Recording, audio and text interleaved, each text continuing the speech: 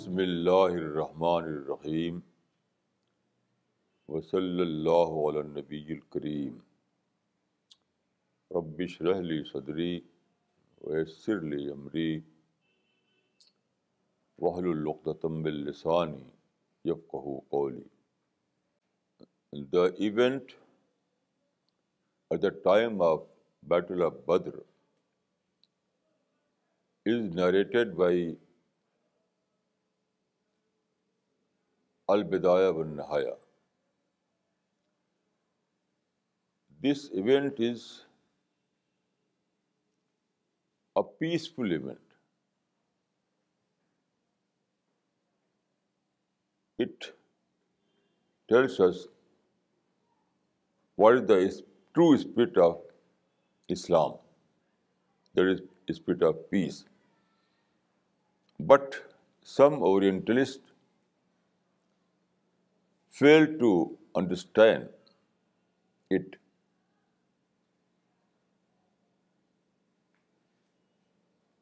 Perhaps they were confused, or due to confusion they fail to understand the true spirit of this event. So they said that the leader of Islam was making his next war plan. But if you see what was the spirit of Prophet at that time, you know, as the report says, that at that crucial time there was a exchange of message between Prophet and God. Prophet sent the message of peace, and God again responded it in terms of peace.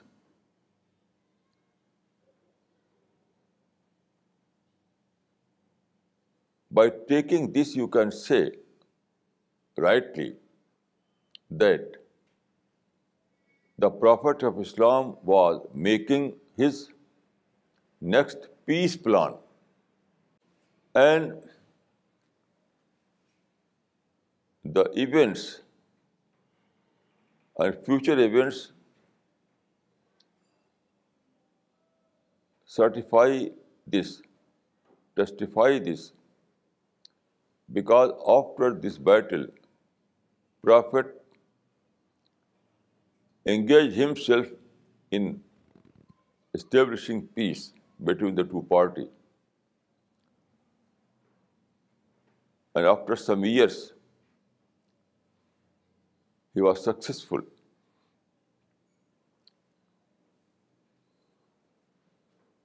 You know, in the early history of Islam, there was a historical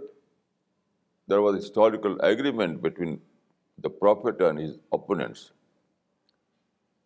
It is called in the history of Islam Sulhul Hudaybiyah. That is Hudaybiyah agreement. This agreement was,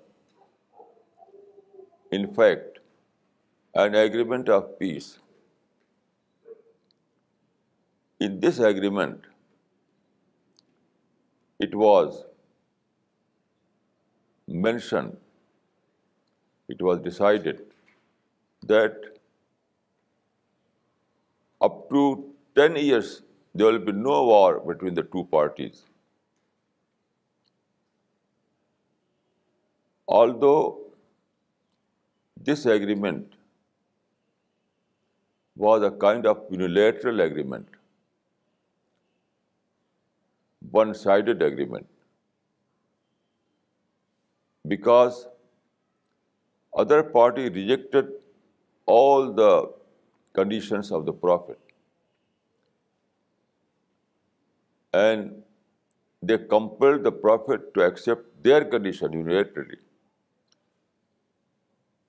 So it was a one-sided agreement. But the most important thing was that it was a 10 years peace plan, but giving all these price, Prophet obtained one very important clause, that it was 10 years no war pact.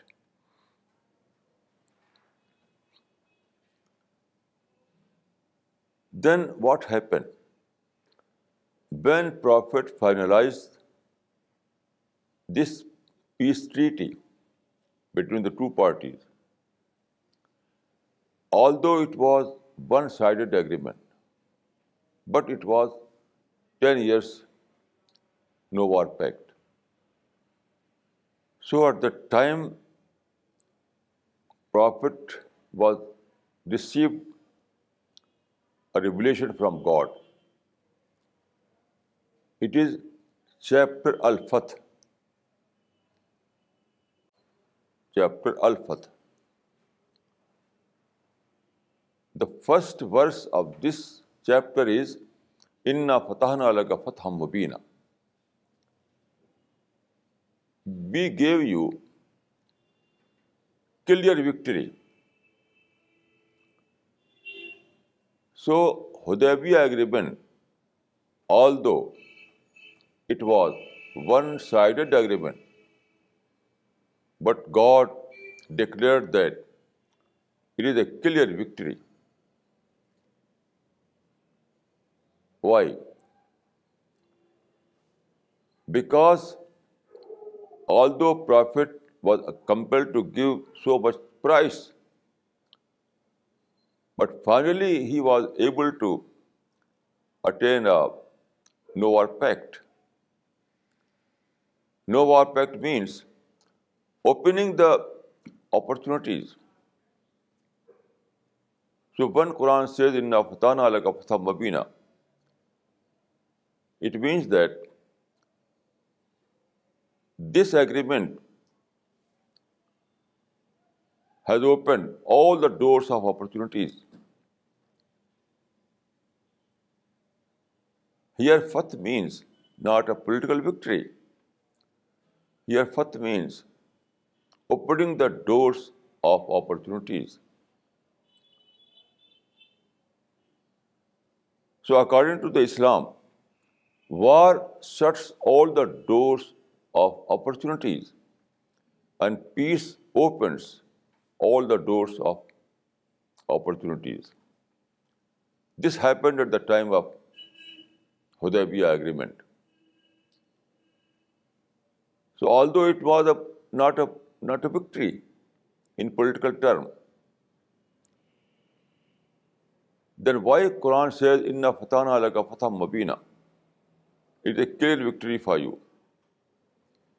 We gave you a clear victory. So although it was not a victory in political term, then why Quran says that it is victory for you? The reason is only one.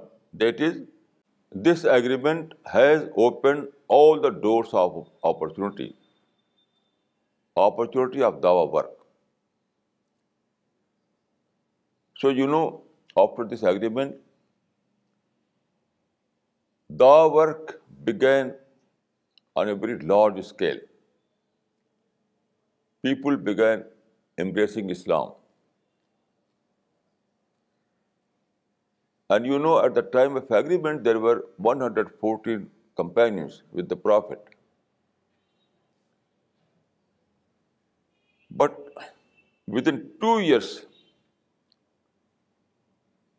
the number of Prophet increased and they became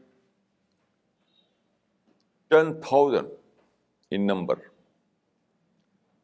At the time of agreement, they were simply 114.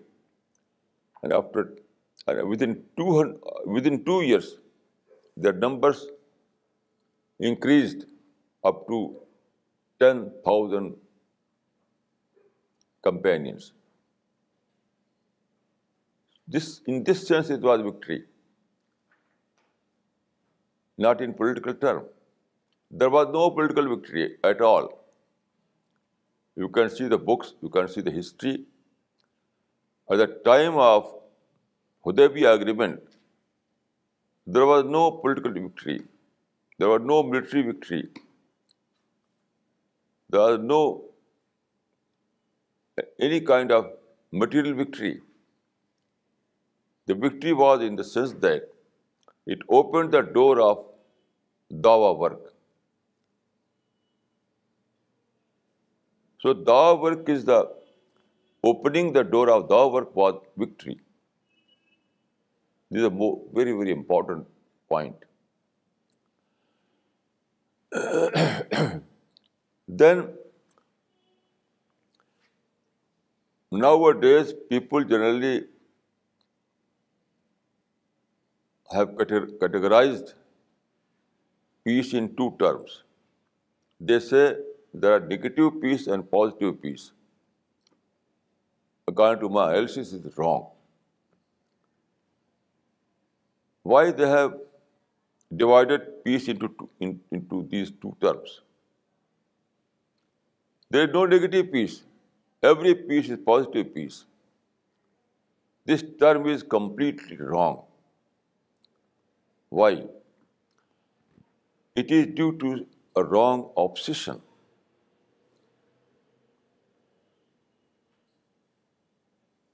People generally say that we want peace, but peace with justice. Without justice, peace is nothing, according to their thinking. So they say that those people who are engaged in violence and war, they say, yes, we want peace. We want peace, but peace with justice. You give us peace and we will give you, no, you will give us justice and we will give you peace.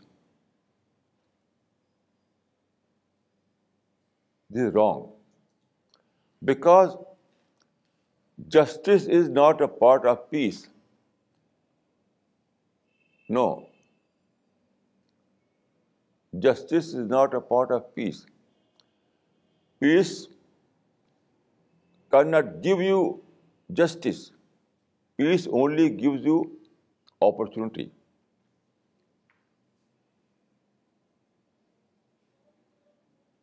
So peace with opportunity is correct. Peace with justice is not correct. Because peace has nothing to do with justice. Justice is the result of your own effort, not the result of peace. Any peace cannot give justice. No. You can attain justice only through your own effort, through your own struggle. So justice is a result of your own struggle. Justice is not a result of peace. Peace gives you only opportunities. By availing those opportunities, you can attain justice. This is the natural formula. So those people who say that, who divide peace into two categories, negative peace and positive peace, this is wrong, completely wrong. There is no such thing as negative peace. Peace is always positive. Peace is always positive.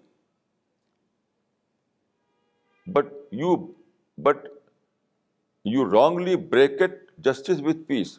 So you are facing this problem. This bracket itself is wrong.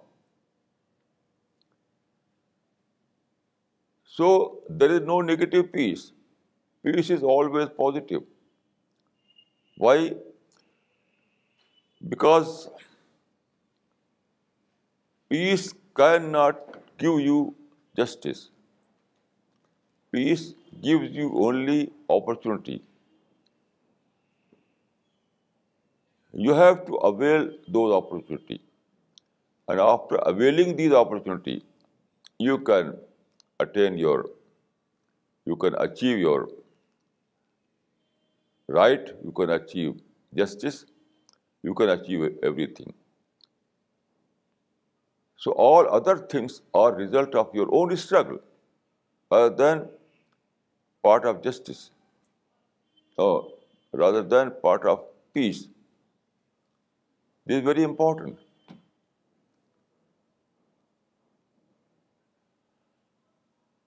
By studying the life of the Prophet of Islam, I have learned a very important formula. In my words, Prophet of Islam was greatest status quoist of the history. But his status quoism was positive status quoism. He was not simply a status quoist. His formula was positive status quoism. What it means? It means that accept the status quo and avail the opportunities. This was his formula. In every situation, there are some problems, but at the same time, there are some opportunities. This is a law of nature. This is a law of nature that in every situation, in every time, in every circumstances, if there are some problems, at the same time, there are opportunities. So you have to ignore the problems and you have to avail the opportunities. This is positive status quoism. Accept the status quo. Ignoring the problem means accepting the status quo. So accept the status quo and avail the opportunities present in the same situation. This is the prophetic formula, and this is, you can give a term it as positive status quoism. The Prophet adopted this formula everywhere in Mecca and Medina, both. For example, when he was in Mecca, there were 360 idols placed in Kaaba, in the premises of Kaaba. 360. It was the status quo. The status quo was quite unpleasant because Kaaba was built for Tawheed, for Ibadah, but at that time it was a place of idols.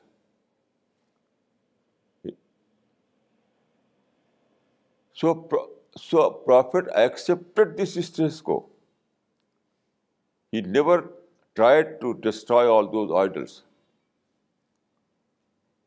Never, never. But Prophet saw that there is an opportunity. People visit Kaaba every day from different towns, different part of the Arabia, to worship their idols, to present their offering to these idols. So it was, so every day people used to visit Kaaba. So there was a gathering. Every day there was a gathering. So Prophet ignored the presence of idols, and he tried to avail this gathering as, as an audience. This is the wisdom of the Prophet. There were two phenomena. One was presence of idols in the premises of Kaaba. The second was that there was a gathering on daily basis. So Prophet accepted the status quo. He never tried to destroy those idols. And at the same time, he availed that gathering as an audience for his idol itself. He used to visit Kaaba every day and say, "O ayyuhan nas, qulu la ilaha illa tuflihu." He used to recite Al-Quran. And gradually people accepted Islam. So this was the prophetic wisdom. This was the prophetic method. In one word, you can say that positive status quoism. Positive status quoism is the prophetic formula in such a situation.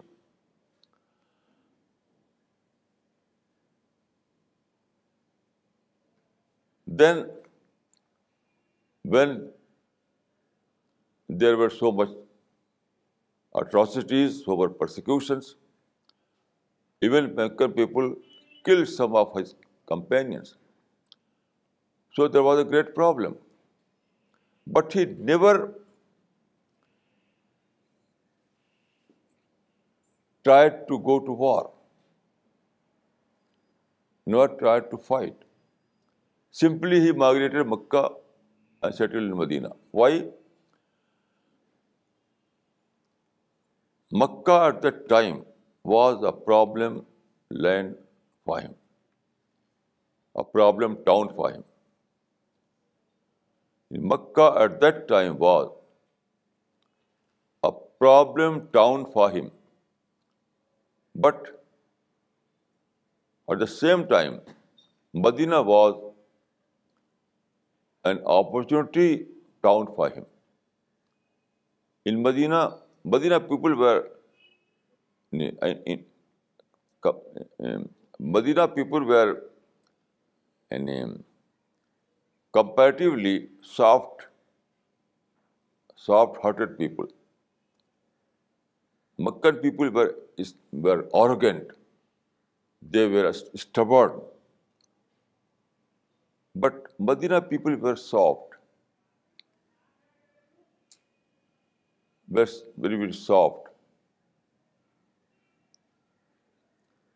So Prophet saw an opportunity in Medina. For Prophet, Medina was a town where there were opportunities. So it means that what is Hijrat? In this event, in migration from Mecca to Medina, is called in Islam Hijrah, Al-Hijrah. Hijrah means migration. But it's not a simple migration.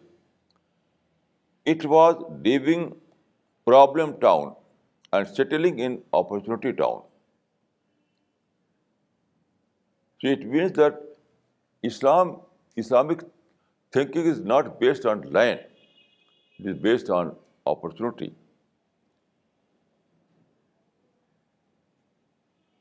Islamic way of thinking is not based on land, but it is based on opportunity. So you have to adopt this formula everywhere. Now I would like to say a few words about war in Islam, because there are some verses in the Quran that deal about war. maybe near about 2 dozen verses. Now, all these verses are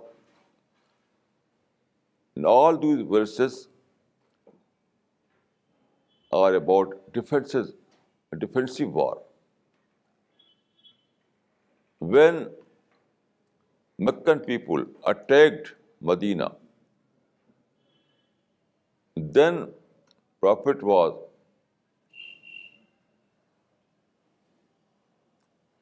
then Prophet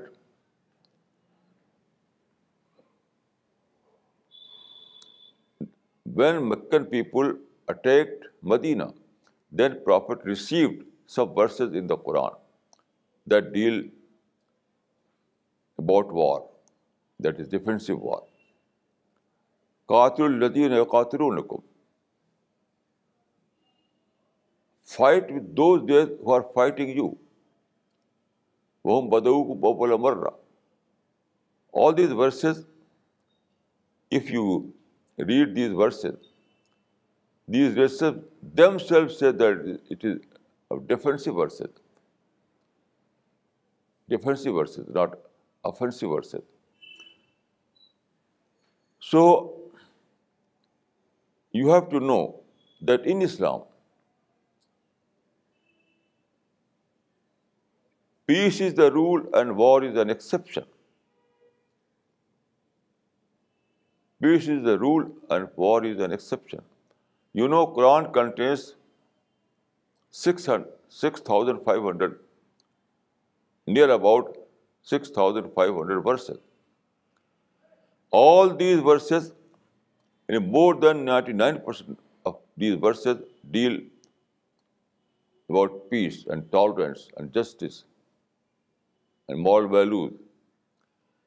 And less than 1% are those verses that deal about defensive war.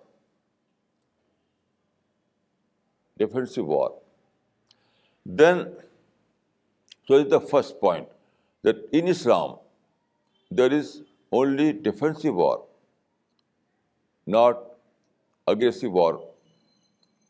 Aggressive war is not allowed in Islam. Then there is another principle.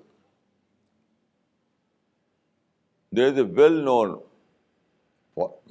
principle in Islamic Sharia that ar-rahilu lil-imam.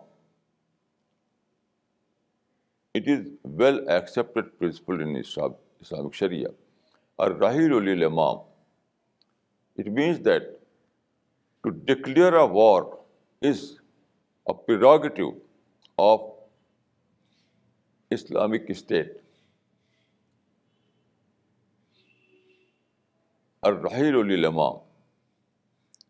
It means that although war is allowed in defensive situation, but even at that time, even in defensive situation, only state is allowed to go to war. Non-governmental organizations are not allowed to go to war.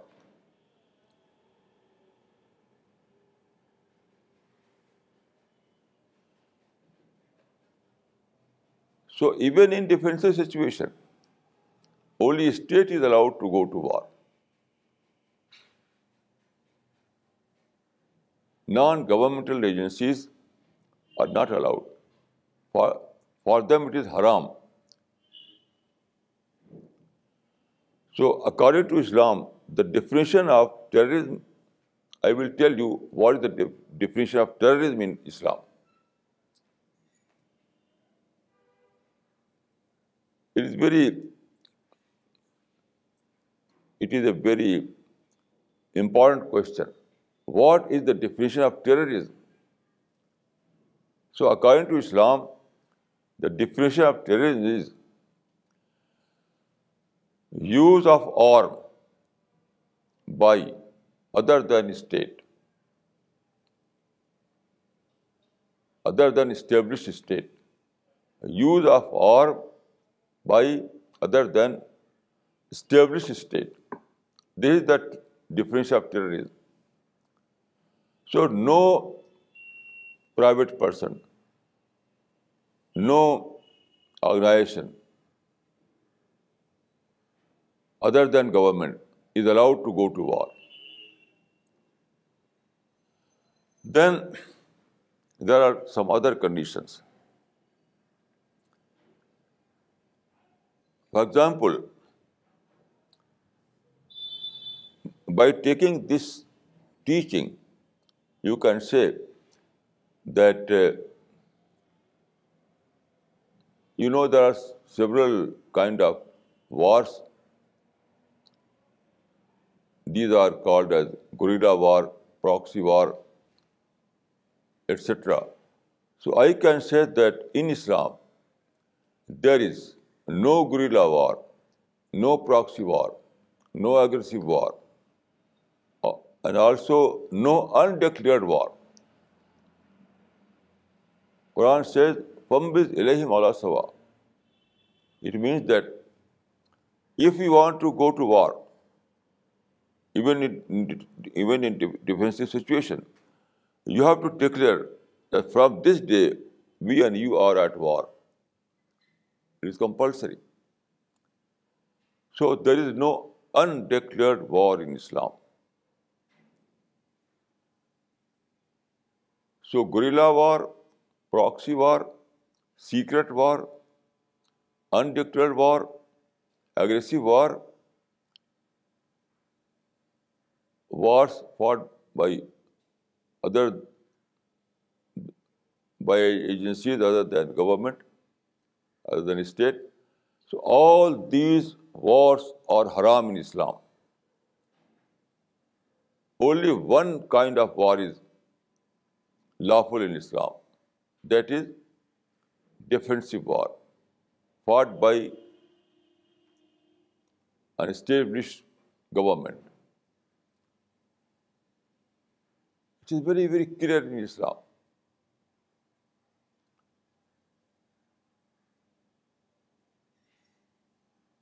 It is very, very clear in Islam. So I can say that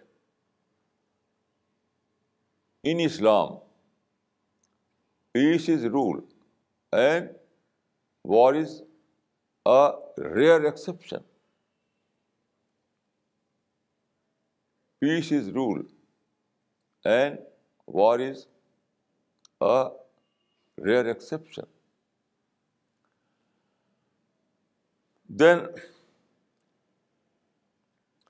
if you see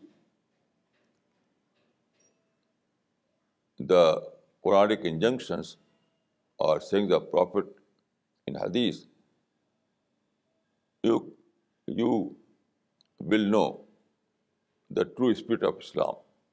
For example, Quran says, "As-sulhu khair."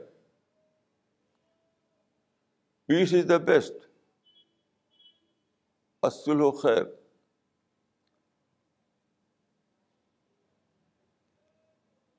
It means that at the time of confrontation, you have to adopt peaceful method rather than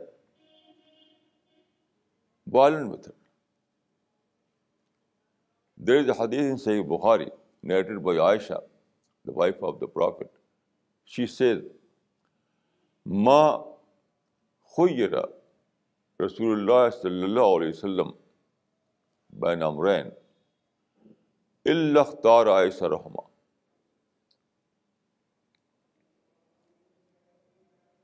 Whenever the Prophet had to choose between the two, he always opted for easier option rather than harder option.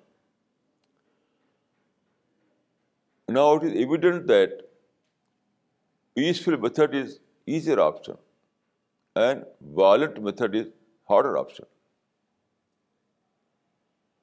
The Prophet always adopted in every situation the peaceful course of action rather than violent course of action. This is as-sulhu khair. As-sulhu khair. The Prophet said, لا تتمنوا لقاء العدو واسألوا الله العافية.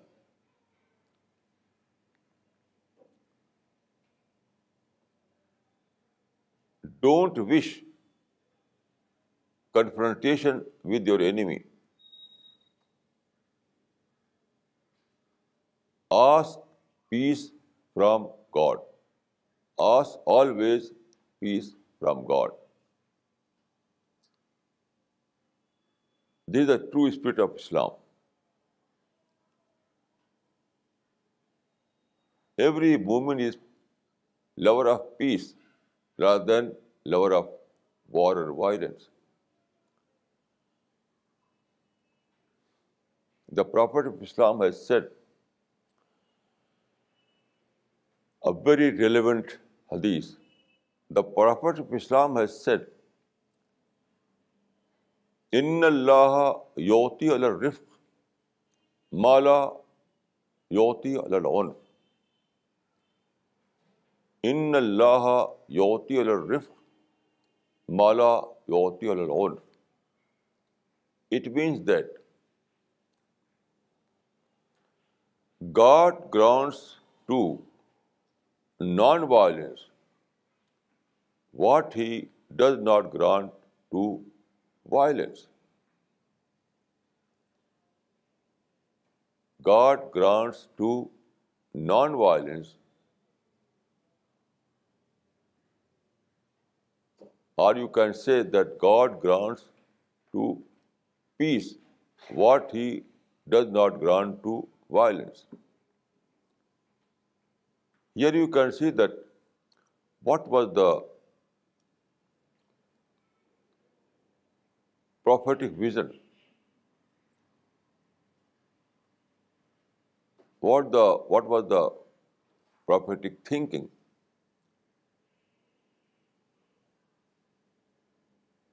Prophetic vision or prophetic thinking is that you have to see the power of peace. If you fail to see the power of peace, then you are not a believer of Islam.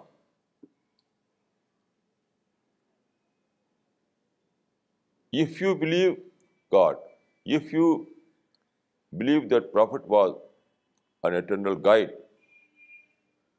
so you have to see peace as a most powerful method.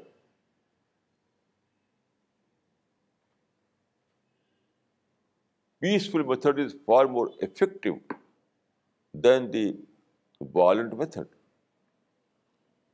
This is law of nature. This is not simply a saying. It is law of nature. It means that according to the law of nature, peaceful method is far more effective than the violent method. This is law of nature. You cannot go against the law of nature. We have when comes the law of nature, we have no option. In this world, we are governed by the law of nature in every aspect of life. So when comes the law of nature, we have no option other than to adopt it. So according to the law of nature, peaceful method is far more effective than the violent method. This is very clear. There is no ambiguity in this saying. There is no ambiguity. So all those people who are engaged in violence, in fighting, they are unaware of the Islamic spirit. They don't know what is Islam. They don't know what is the teachings of the Prophet of Islam.